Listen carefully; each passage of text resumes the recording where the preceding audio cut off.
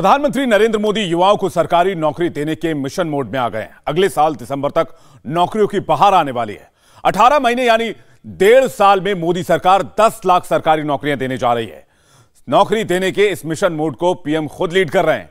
ये सारी नौकरियां सरकार के अलग अलग मंत्रालयों और विभागों में दी जाएगी। पीएम मोदी के ऑफिशियल ट्विटर हैंडल से आज देश के नौजवानों को यह खुशखबरी भी दी गई और इसके लिए ट्विटर का इस्तेमाल किया गया। आपको बताते हैं कि पीएम ने क्या कुछ लिखा। पीएम मोदी ने सभी विभागों और मंत्रालयों में मानव संसाधन की स्थिति का जायजा लिया। इसके बाद पीएम मोदी ने निर्देश दिया है कि सरकार आने वाले 1.5 साल में मिशन मोड में 10 लाख लोगों की भर्तियां करें। यह पीएमओ इंडिया का ट्वीट जो इस वक्त हम आपको दिखा रहे हैं, अगले 1.5 साल की योजना रखी गई है। 10 लाख लोगों को रोजगार देने की बात इसमें कही गई है। तो 10 लाख नौकरियों की बात कोई हवाई नहीं है। इसका पूरा डेटाबेस तैयार है।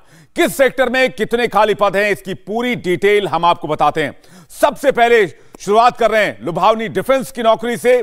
डिफेंस में अलग अलग डिपार्टमेंट में 2,47,502 पद खाली हैं। डिफेंस सिविल की हम बात करें तो इसमें 2 लाख यानी कि लगभग 2.5 लाख खाली पद हैं। 2,47,502 यहां पर नौकरियां जो है वो मौजूद हैं और इसकी भर्ती की जाएगी। सेक्टर रेलवे की अगर हम बात करें, रेलवे सेक्टर की बात करें, यहां भी बड़ी संख्या में नौकरी उपलब्ध है। 2,37,295 नौकरियां हैं। रोजगार की भरमार आने वाली है। सेक्टर अगर हम डाकघर की बात करें, डाकघर विभाग में 90,050 नौकरियां जो है वो मौजूद हैं डाकघर में। और क्षेत्र में अगर आप करियर बनाना चाहते हैं तो यह भी हम आंकड़ा बता दें आपको, डाकघर विभाग में 90,000 में 50 पोस्ट भरी जाएगी। और इसी तरह रेवेन्यू में 76,327 नौकरियां दी जाएंगी। अगर रेवेन्यू की बात करें, जल्दी इन सारी नौकरियों के लिए फॉर्म निकलने वाले हैं। सारी नौकरियां मेरिट से मिलेंगी। तैयारी कीजिए और सरकारी नौकरी हासिल कर लीजिए। आंकड़ा हमने आपके सामने रख दिया है। रोजगार की भरमार आने वाली है। इधर प्रधानमंत्री नरेंद्र मोदी ने नौकरियों के लिए मिशन मोड में काम करने की बात कही। उधर रक्षा मंत्रालय ने नौकरियों के लिए अपना खाका भी पेश कर दिया। हम सब ने जिंदगी में कभी ना कभी सेना की वर्दी पहनने का सपना देखा है। 21 साल तक के नौजवानों का वो सपना अब पूरा होने का वक्त आ गया है। रक्षा मंत्री राजनाथ सिंह ने आज अग्निपथ स्कीम लॉन्च कर दी है। स्कीम की डिटेल आपको बताएंगे, लेकिन पहले सुनिए रक्षा मंत्री ने क्या कुछ कहा है। कैबिनेट कमेटी ऑन सिक्योरिटी ने भी एक ऐतिहासिक फैसला किया है। आज का अग्निपथ नामक एक ट्रांसफॉर्मेटिव योजना हम ला रहे हैं, जो हमारी आर्म्ड फोर्सेस में ट्रांसफॉर्मेटिव चेंजेज लाकर उन्हें फुली मॉडर्न और वेल इक्विप्ड बनाएगी। अग्निपथ योजना में भारतीय नौजवानों को बतौर अग्निवीर आर्म्ड फोर्सेस में सेवा का अवसर प्रदान किया जाएगा। और यह योजना देश की सुरक्षा को मजबूत करने व हमारे युवाओं को मिलिट्री सर्विस का अवसर देने के लिए लाई गई है। आर्म्ड फोर्सेस का प्रोफाइल पूरी तरह से यूथफुल हो। यूथफुल प्रोफाइल से यह फायदा भी होगा कि उन्हें नई नई टेक्नोलॉजी के लिए आसानी से ट्रेन किया जा सकेगा और उनकी हेल्थ और फिटनेस का लेवल भी काफी बेहतर होगा। साथियों, इस अग्निपथ योजना से एम्प्लॉयमेंट अपॉर्चुनिटीज बढ़ेंगी और अग्निवीर सेवा के दौरान अर्जित स्किल्स एवं एक्सपीरियंस उन्हें विभिन्न क्षेत्रों में एम्प्लॉयमेंट भी प्राप्त कराएगा। अग्निवीरों के लिए एक अच्छी पे पैकेज, 4 साल की सेवा के बाद एग्जिट पर सेवा निधि पैकेज एवं एक liberal death and disability package की भी व्यवस्था की गई है। और अब आपको एलईडी के ऊपर यानी कि जो स्क्रीन आप देख रहे हैं, इस पर अग्निपथ स्कीम का पूरा खाका समझाते हैं। दरअसल तीनों सेनाओं में यह स्कीम निकाली गई है। सैन्य बलों में 4 साल के लिए जवानों की भर्ती की जाएगी, जिसे अग्निपथ स्कीम का नाम दिया गया। इसे आराम से समझने की कोशिश कीजिएगा। ये एक शॉर्ट टर्म और लॉन्ग टर्म दोनों तरह का ऑप्शन देने वाला सरकारी नौकरी है। 17 साल 6 महीने से लेकर 21 साल तक के युवती इसमें अप्लाई कर सकते हैं। इसमें जॉब के लिए आवेदन दे सकते हैं। 6 महीने की ट्रेनिंग के बाद सैन्य बलों में शामिल हो जाएंगे, यानी कि 6 महीने की ट्रेनिंग कराई जाएगी, उसके बाद सैन्य बलों में भर्ती की जाएगी। 3.5 साल तक फोर्स में एक्टिव ड्यूटी करेंगे जवान। 3.5 साल तक आपको वहां पर सेवा देनी होगी। 3.5 साल एक्टिव ड्यूटी आपकी रहेगी। 4 साल के लिए भर्ती की जाएगी। और आपको बता दें कि बाद में 75% जवानों को रिटायर कर दिया जाएगा, यानी कि सेवानिवृत्त हो जाएंगे, और 25% जवानों को फिर से भर्ती किया जाएगा। यह स्कीम भी है। 25% जवानों की 1 महीने बाद फिर से भर्ती होगी। अब आपको बताते हैं स्कीम के तहत सेना की किस विंग में कितनी नौकरियां निकलने वाली है, इस पर भी आप नजर डाल लीजिए। सबसे पहले और दूसरे साल 40,000, तीसरे साल 45,000 और चौथे साल 50,000 नौकरियां निकलेंगी। नेवी की अगर बात करें तो नेवी में पहले दूसरे साल 3,000 नौकरी। अगर हम तीसरे साल की बात करें तो 3,000 और चौथे साल की अगर बात करें तो 3,000 भर्तियां इसमें की जाएंगी।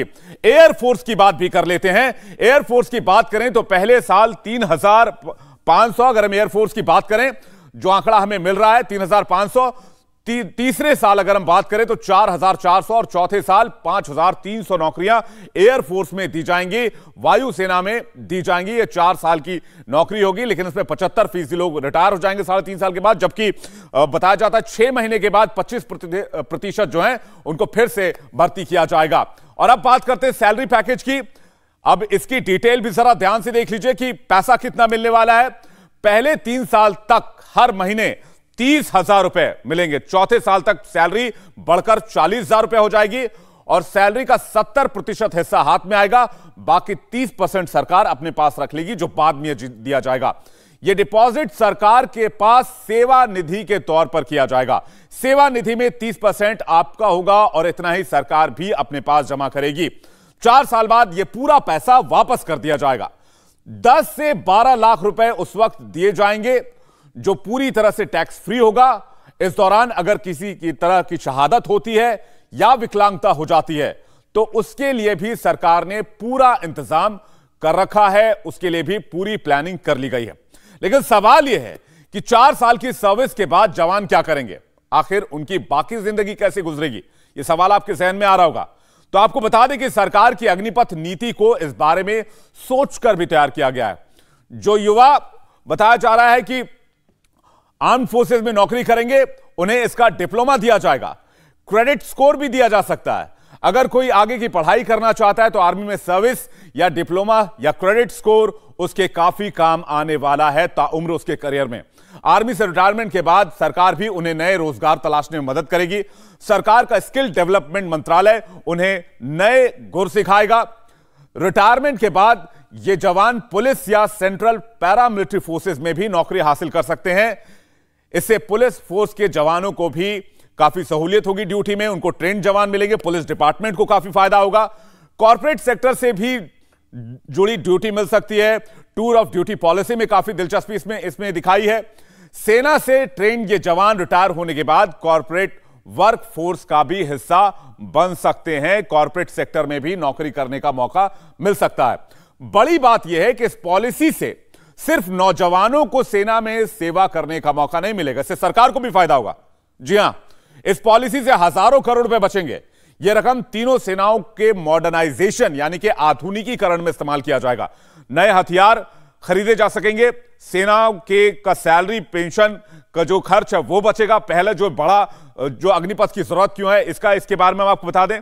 दूसरी बड़ी बात क्या है, बचे हुए पैसों से मॉडर्नाइजेशन जिसकी बात अभी हम कर रहे थे, सेना का आधुनिकीकरण किया जाएगा। सेना को नए नए हथियार मिलेंगे, नए नए रिसर्च होंगे, सेना और मजबूत होगी। तीसरी बड़ी बात क्या है इस स्कीम की, हथियार उपकरण खरीदने के लिए भी रकम जमा होगी, पैसे बचेंगे और इसका फायदा देश को होगा, देश के जवानों को होगा, सेना को होगा।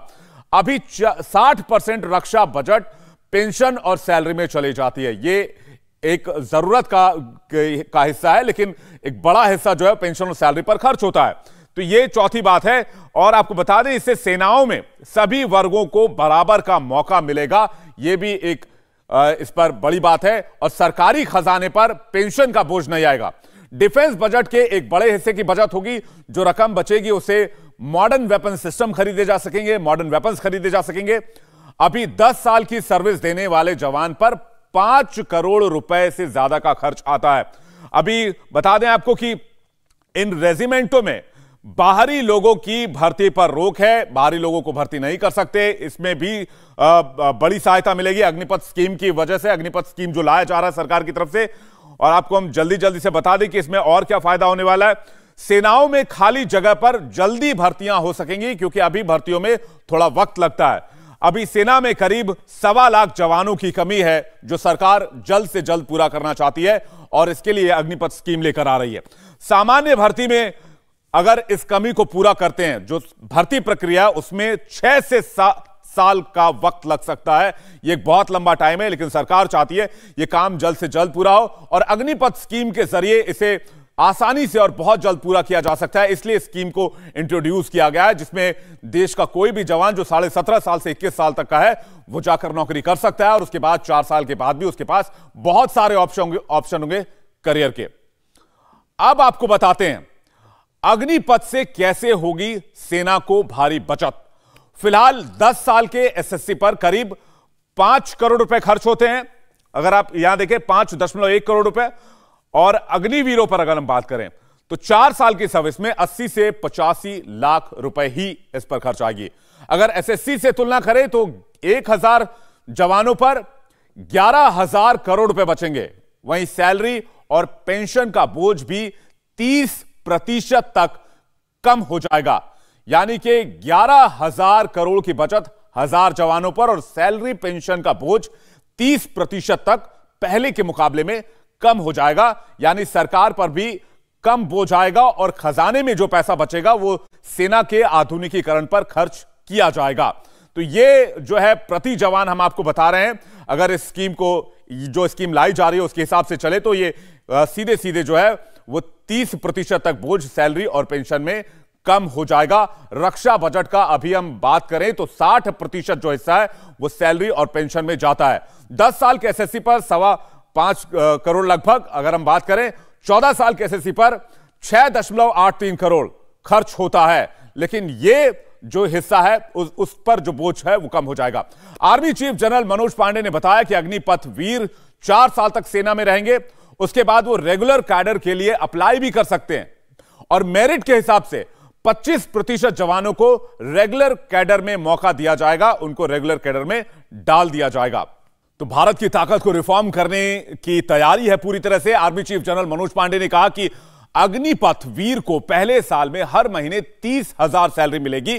अगर पैकेज की बात करें तो कुल 4,76,000 का पैकेज पहले साल में मिलेगा। वहीं चौथे साल में 40,000 की सैलरी, यानी कि 6,92,000 का पैकेज चौथे साल में होगा, और यह इनकम पूरी तरह से टैक्स फ्री रहेगी। There is a very unique package created specially for the Agniveers by the Ministry of Defense and Ministry of Finance, which is called the Sevanidhi package. And just to explain you a little, every Agniveer who joins, like me, for the first year, he gets 30,000 to start with, out of which 30% he'll contribute towards his own package, which works out to about 9,000. The government is going to put another 9,000 towards this. It works out to about 18,000. Over this, there will be about the standard EPF/PPF provisions, which works out. All that in the first year works out to about 4.76 lakhs in his first year. As he goes along, growing with us, he will be finishing at about 40,000 in his fourth year. That works out to about 6.92 lakhs in his fourth year. Besides that, risk and hardship and other allowances as applicable to the people sitting on your left in uniform, the same is applicable to him. The main thing, everything is income tax exempt. अगर किसी अग्निवीर ने सर्वोच्च बलिदान दिया तो वो या वो डिसेबल हुआ, उसके लिए प्रावधान स्कीम में करा गया है. There is a non-contributory insurance being kept for every Agniveer, which will work out to about 1 crore, plus he will get his full pay for the unserved portion, just in case he gets disabled anytime during his 4-year tenure. We have made schemes for that also. Of course, along with this, there will be full pay for the unserved portion and Sevanidhi package as on date with interest. आपने देखा lieutenant general Anil Puri ने अग्निपथ योजना की पूरी detail आपको बताई। हालांकि अग्निपथ को लेकर सवाल भी उठ रहे हैं। ऐसा नहीं है कि सभी डिफेंस एक्सपर्ट्स सरकार की इस पॉलिसी को अच्छा बता रहे हैं। सेना के अग्निपथ का विरोध क्यों हो रहा है, इस पर नजर डाल लेते हैं। पहला विरोध, सिर्फ 4 साल सर्विस से समर्पण भाव नहीं होगा, यह एक बड़ा सवाल उठाया जा रहा है अग्निपथ स्कीम को लेकर। दूसरा एक जो अहम मुद्दा है जो इसके बारे में कहा जा रहा है, सीमित सर्विस से मुश्किल अभियान में शामिल नहीं हो पाएंगे, क्योंकि सर्विस जो है वो 4 साल के लिए ही है। उसके बाद 25% जो जवान है उनको रिटेन किया जाएगा, 75% जवानों को रिटायर कर दिया जाएगा। हालांकि सरकार ये कह रही है कि उनके पास मल्टीपल करियर ऑप्शंस होंगे, यानी कि बहुत सारे उनके लिए रास्ते खुल जाएंगे और सरकार भी इस मामले में उनकी मदद करेगी नए रोजगार दिलाने में। एक और मुद्दा जो है वो बहुत यहां सवालों में आ रहा है, रिटायर होने के बाद दोबारा जो है वो नौकरी मिलने में दिक्कत होगी, जिसकी बात अभी हम कर रहे थे। प्रशिक्षित जवानों के हथियार उठा लेने का डर होगा, यह भी एक बात कही जा रही है कि जो जवान प्रशिक्षित होंगे, जो 75% रिटायर कर दिए जाएंगे, कहीं वो भविष्य में हथियार ना उठा लें और किसी दूसरे रास्ते पर ना चल पड़े, यह एक डर जताया जा रहा है इस स्कीम को लेकर। तो यह एक बड़ी चिंता का विषय है जो सवाल उठाया जा रहा है। एक और मुद्दा जो सामने आ रहा है, पुलिस बलों में सेना के जवानों का दबदबा हो जाएगा, यानी कि पुलिसिंग जो होती है वो आर्मी से बिल्कुल अलग होती है, हम सभी जानते हैं। कयास ये लगाए जा रहे हैं कि जब वहां से जवान रिटायर होकर अलग अलग राज्यों के पुलिस में पहुंचेंगे या फिर जिस राज्य से जवान होंगे वहां के पुलिस में अप्लाई करके वहां जॉब लेंगे, तो बताया यह जा रहा है कि उनका दबदबा हो सकता है कि पुलिसिंग में हो जाए और आर्मी के जवानों का दबदबा देखने को मिले। यह भी एक कयास लगाए जा रहे हैं। तो और ये कुल जो मुद्दे हैं वो अग्निपथ स्कीम के ऊपर उठाए जा रहे हैं, ये सवाल उठाए जा रहे हैं और कहा जा रहा है कि इस तरह की परेशानी सामने आ सकती है, जिसमें से कुछ मुख्य परेशानी है वो हमने आपके सामने रखी। सबसे बड़ी बात यह है कि जो 5 साल की नौकरी, 4 साल की जो नौकरी है, उस 4 साल की नौकरी में समर्पण भाव नहीं आएगा, सीमित सर्विस से मुश्किल अभियान में शामिल नहीं हो पाएंगे, रिटायर होने के बाद दोबारा नौकरी में मुश्किल होगी, हालांकि सरकार इसका भरोसा दिला रही है।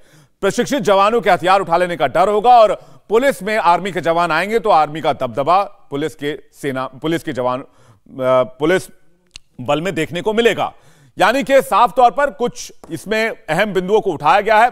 हालांकि सरकार की मंशा यह है कि ज्यादा से ज्यादा युवाओं को नौकरी से जोड़ा जाए और उन्हें देश के सेवा के भाव से भी जोड़ा जाए। AIMIM चीफ असदुद्दीन ओवैसी ने अग्निपथ स्कीम को लेकर क्या कुछ कहा है, यह आपको सुनवाते हैं। 8 साल में तो 16 करोड़ नौकरियां आपको देना था, आप भूल गए उसको। और अब आप कह रहे हैं कि मैं 24 में, क्योंकि चुनाव आ रहा है पार्लियामेंट का और राजस्थान का, मध्य प्रदेश, छत्तीसगढ़ का चुनाव है, गुजरात का, आप कह रहे हैं कि मैं 5-5 लाख नौकरी दूंगा। भाई 16 करोड़ नौकरियों का क्या हुआ, बता दीजिए हमको, वो क्यों नहीं दिया आपने। और ये जो 10 लाख नौकरी का आप बोल रहे हैं, 10 लाख नहीं 55 लाख सेंट्रल गवर्नमेंट के पास सैंक्शन पोस्ट है, आप क्यों नहीं देते? वो 10 लाख क्यों दे रहे हैं आप? और चौथी बात यह है कि 8 साल में आपने तो कॉन्ट्रैक्चुअल अपॉइंटमेंट आपने अपॉइंट किया, जिसको हिंदी में कहते हैं कि संविदा कनन जारी, यानी कोई भी किसी को हायर करेगा, फायर करेगा, कीमतें सरकार की वजह से बढ़ रही है तो उसकी तनख्वाह नहीं बढ़ेगी, माने किस्म से स्लेवरी करेगा। ये क्या कर रहे हैं? आपने तो कुछ नहीं किया। डॉलर तो अब करीब 79 रुपीज हो चुका है। अनएम्प्लॉयमेंट भारत में 7.83 है। आप तो पहले हर साल 2 करोड़, वो झूठ साबित हुआ, जबकि 16 करोड़ नौकरियां मिलनी चाहिए थी। अनएम्प्लॉयमेंट 7.83 है, इन्फ्लेशन हाईएस्ट है। और आपके ही केंद्र सरकार में 10 लाख नहीं 55 लाख से ज्यादा वैकेंसीज है, उसको फिल करिए आप पूरा, इन्फ्लेशन को कंट्रोल करिए, उसके ऊपर बात ही नहीं होती। और ऐलान कर दिए क्योंकि अब चुनाव है गुजरात के, फिर उसके बाद दूसरे कर्नाटक है, मध्य प्रदेश, राजस्थान, छत्तीसगढ़ है, फिर 24 में चुनाव है, तो अब कह रहे हैं कि 5-5 लाख देंगे। सबसे पूरे विश्व में अगर कहीं नौजवान युवा बेरोजगार है तो भारत में है, और प्रधानमंत्री ऊंट के मुंह में जीरा दे रहे हैं। इस वक्त की बड़ी खबर, राहुल गांधी से थोड़ी देर में ईडी फिर से पूछताछ करने वाली है। फिर से पूछताछ शुरू होने वाली है। 4:30 बजे लंच ब्रेक के बाद राहुल दोबारा प्रवर्तन निदेशालय पहुंचेंगे। इससे पहले आज राहुल से ईडी ने 4 घंटे तक सवाल जवाब किए। सोमवार को राहुल ने ईडी में भी पूछताछ के लिए पहुंचे थे और 10 घंटे तक की पूछताछ हुई थी। ईडी में राहुल की पेशी का आज दूसरा दिन है। आज दूसरे दिन भी सवाल जवाब हो रहे हैं। हालांकि फिलहाल राहुल गांधी लंच ब्रेक के लिए गए हुए हैं। इस वक्त की बड़ी खबर आपको बता दें, 2 साल में 10 लाख नौकरियों के ऐलान पर राहुल गांधी ने प्रधानमंत्री मोदी पर हमला बोला है। राहुल ने कहा है कि यह जुमलों की नहीं, महाजुमलों की सरकार है। राहुल ने कहा कि पीएम मोदी नौकरियां नहीं, नौकरियों पर न्यूज बनाने में एक्सपर्ट हैं। जुमा जुमा जलजला, जी हां, बीते 2 जुमे बवाल में बीत गए और अब तीसरे जुमे की तैयारी है। बरेली के मौलाना तौकीर रजा ने ऐलान कर दिया है 17 जून को बरेली में नूपुर शर्मा और नवीन जिंदल की गिरफ्तारी की मांग को लेकर प्रदर्शन करेंगे। उधर ओवैसी मोदी के गुजरात में योगी के बुलडोजर पर बौखलाए बयान दे रहे हैं। अब तक सोई पड़ी मुसलमानों की कयादत अचानक क्यों और कैसे जाग उठी है, देखिए इस रिपोर्ट में।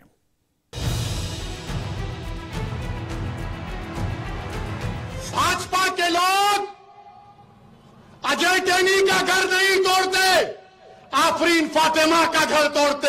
बताओ भेदभाव कौन कर रहा है? अजय का घर है तो नहीं तोड़ा जाएगा, फातिमा का घर है तो तोड़ा जाएगा। ये कौन सा इंसाफ है? ये कौन सा इंसाफ है बताओ आप? उसका नाम अजय है तो घर नहीं टूटेगा। 5 लोगों की हत्या का इल्जाम, ये सबका साथ, सबका विकास, ये ढकोसले वादे। इसीलिए मेरे अजीज दोस्तों और बुजुर्गों, इस नाइंसाफी के खिलाफ आपको आवाज उठाना है।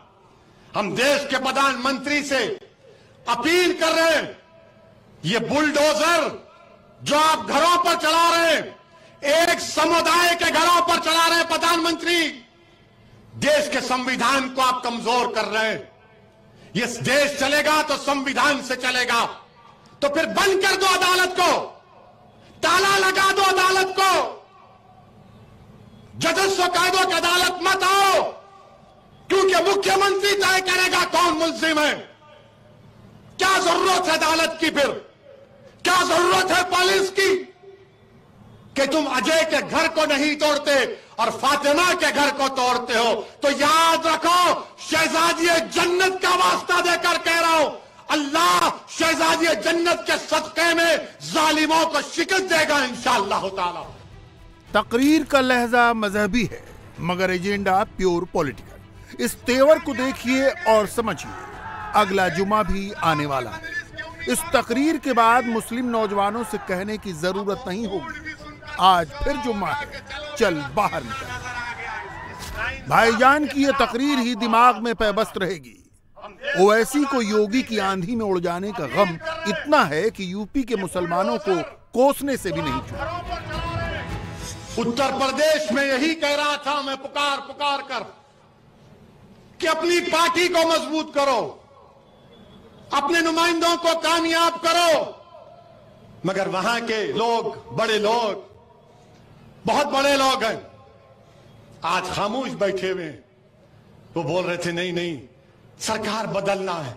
मैं कह रहा हूं नहीं बदलोगे, घर तोड़ दिए कोई नहीं जाता। जो मुझ पर इल्जाम लगा रहे थे बी टीम का, आज कहां है तुम बताओ? क्यों तुम्हारे मुंह में दही जम गया? जो बोल रहे थे समाजवादी को दो, कांग्रेस को दो, मगर ओवैसी से होशियार रहो। अगर तुम्हारा नुमाइंदा होता तो कम से कम जाता वहां पर, पूछता उन लोगों से। योगी और मोदी ओवैसी भाईजान के पसंदीदा सब्जेक्ट हैं। योगी पर झुंझलाते हैं मगर मोदी पर तंज किए जाते हैं। उन्हें बखूबी एहसास है कि गुजरात के कच्छ में मोदी पर हमला उनकी सियासी सेहत के लिए अच्छा नहीं। कि नरेंद्र मोदी सिर्फ एक तरफा मोहब्बत चाहते हैं, अपनी तरफ से मोहब्बत नहीं करना चाहते। वो पूरे देश को बोलते तुम सिर्फ मुझे चाहो, मुझसे मोहब्बत करो, मगर जब देश पूछता है जरा आप भी तो मोहब्बत दिखाओ, तो बोलते मित्रों चाय पियो। दरअसल अगले जुमे की आग अभी से सुलगाई जा रही है। ओवैसी गुजरात के कच्छ में जो कर रहे थे, जयपुर के करबला मैदान में वही मौलाना तौकीर रजा कर रहे थे। वो हिंदुओं को महाभारत की याद दिलाकर मोदी को धृतराष्ट्र बताने की कोशिश कर रहे थे। मुसलमान भाइयों से भी, मैं अपने हिंदू भाइयों तक भी मेरी आवाज पहुंच रही होगी और वो भी मेरी इस बात की तायीद करेंगे। महाभारत तो हर हिंदू ने पढ़ी है, और हर हिंदू को याद होगा कि उस वक्त का जो राजा था वो बेईमान था, वो अंधा था। लेकिन कलयुग का आज का राजा अंधा नहीं है।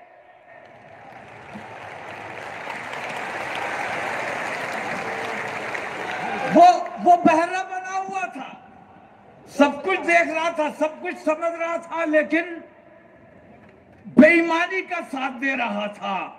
उसका नाम था धृतराष्ट्र। याद है, आप लोगों ने भी सुना होगा। आज कलयुग का धृतराष्ट्र नरेंद्र मोदी जब तक इन तमाम बेईमानियों के खिलाफ आवाज नहीं खोलेंगे, तब तक हिंदुस्तान का माहौल ठीक नहीं किया जा सकता। और हम चाहते हैं कि किसी भी कीमत पर हमारे मुल्क का माहौल खराब नहीं होना चाहिए। हम अपने मुल्क के लिए जान देने का जज्बा रखते हैं, लेकिन रसूल आजम की शान पर अगर गुस्ताखी की जाएगी तो किसी कीमत पर बर्दाश्त नहीं करेंगे। तौकीर रजा ने यहाँ एक और मार्के की बात कही। पैगंबर केवल हिंदुस्तान के नहीं, पैगंबर पूरी दुनिया के हैं। पहले तौकीर रजा का ये बयान सुनिए। हमने तुम्हारी हर बेईमानी, हर जुल्म, हर ज्यादती को बर्दाश्त किया। तुमने खुद बम मारे, मुसलमानों पर इल्जाम लगाया। मैं ये पूछता हूं कि वो जो बम पूरे हिंदुस्तान में 2014 से पहले फूटा करता था, वो बम आज कहां गायब हो गया? अब कहीं बम इसलिए नहीं फूटता है कि जो बम मारने वाला था वही आज हुकूमत पर बैठा हुआ है। तो तुम्हारे अपने बखिए उधड़वाने से बेहतर ये है कि नरेंद्र मोदी जी, आप हमारे देश के प्रधानमंत्री हैं। हमारे देश को पूरी दुनिया में जलील करने का काम मत करो, गैरों की बात मत सुनो। तुमने पूरी दुनिया के मुसलमानों की दिलाजारी करने का काम किया है।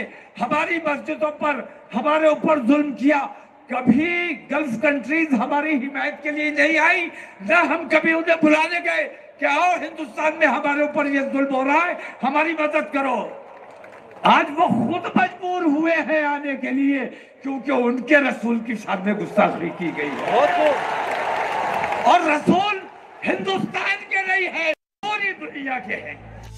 आइए अब तौकीर रजा के इस बयान को डिकोड करने की कोशिश करिए। तौकीर रजा इशारों में बता रहे हैं कि उन्हें सिर्फ बरेली शरीफ तक महदूद न समझा जाए।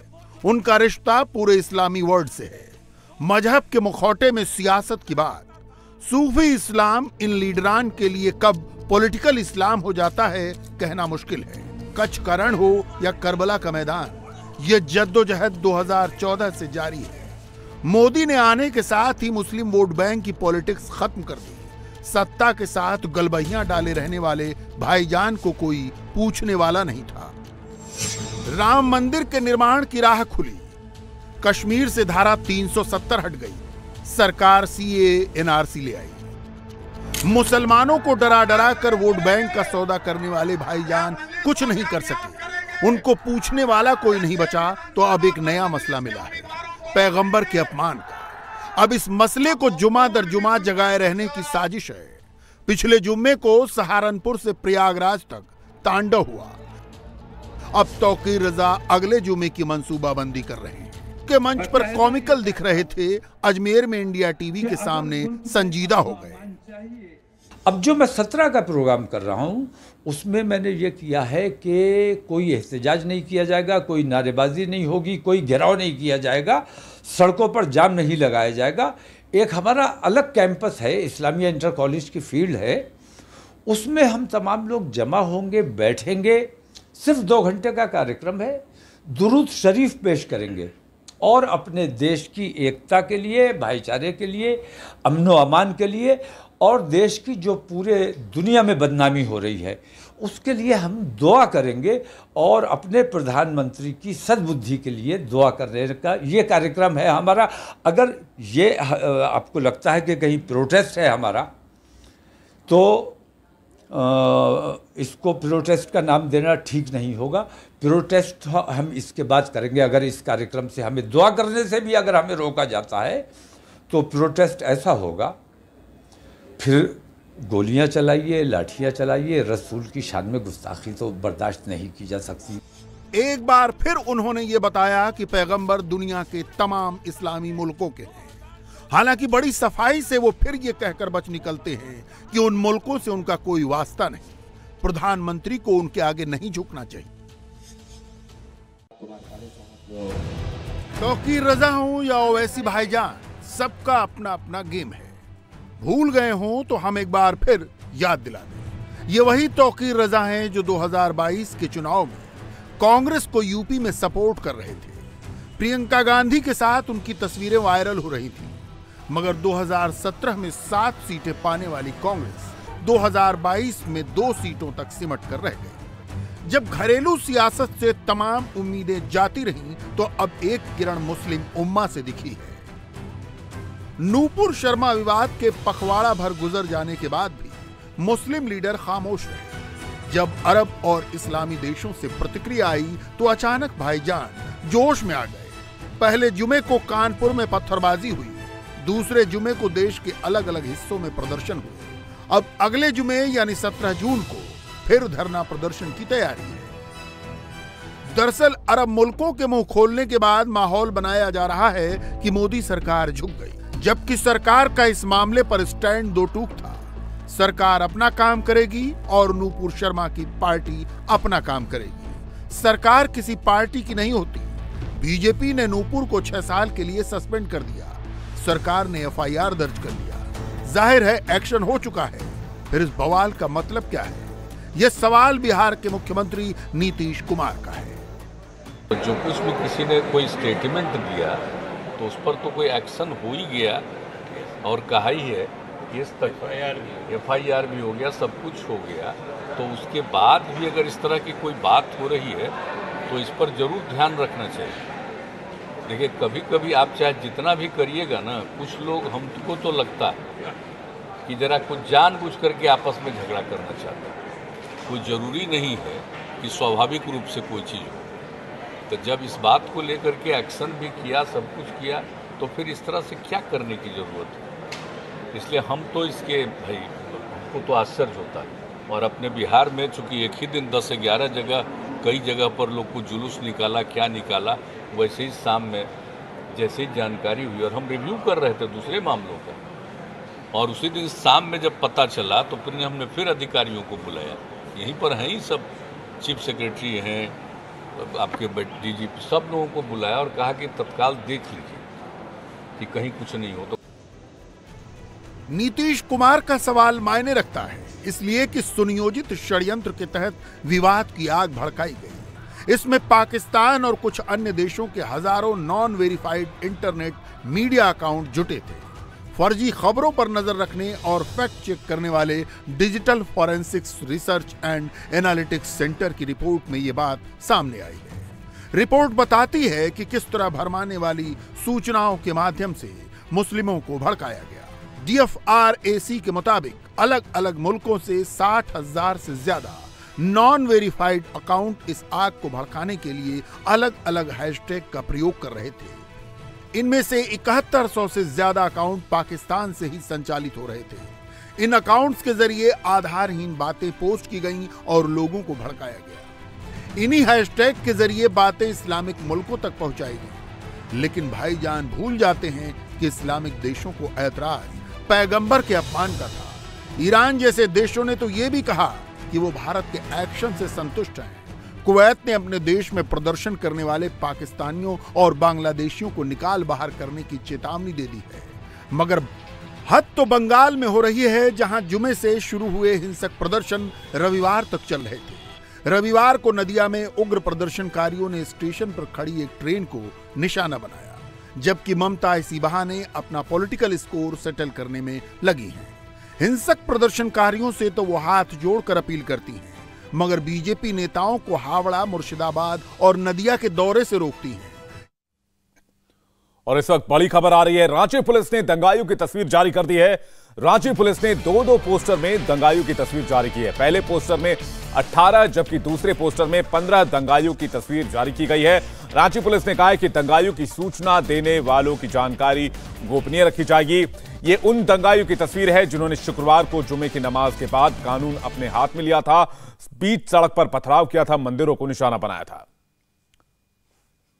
नीतीश चंद्र हमारे साथ फोन लाइन पर जुड़ रहे हैं, उनके पास चलेंगे। नीतीश, क्या है जानकारी पूरी? देखिए, रांची पुलिस ने उन दंगाइयों की तस्वीर जारी की है। करीब 18 ऐसे दंगाइयों की तस्वीर जारी की गई है और ये जहां पर घटना हुई थी, जो डेली मार्केट और जो हनुमान मंदिर के पास की जगह थी, उसके अलावा जो दूसरी जगह है वहां की भी तस्वीरें हैं, क्योंकि सीसीटीवी को पुलिस खंगाल रही थी पिछले कुछ दिनों से हिंसा के बाद से, और उसमें पुलिस ने ये देखा है कि आखिर ये कौन से चेहरे हैं जो बार बार लोगों को भड़का रहे हैं, उकसाने की कोशिश कर रहे हैं, और उस आधार पर इन 18 लोगों को चिन्हित किया गया है। इनकी तस्वीरें जारी कर दी गई हैं और अब इनके खिलाफ कार्रवाई भी की जाएगी। इससे पहले भी कुछ लोगों को पुलिस ने हिरासत में लिया है, उनसे पूछताछ की है और करीब 11 लोगों को पुलिस ने अब तक गिरफ्तार भी कर लिया है।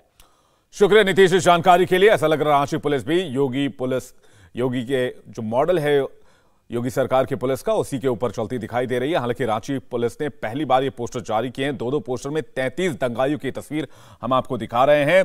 इससे पहले उत्तर प्रदेश में इसी तरह का एक्शन लिया गया था और अब रांची पुलिस यानी कि झारखंड पुलिस भी इसी राह पर चलती नजर आ रही है।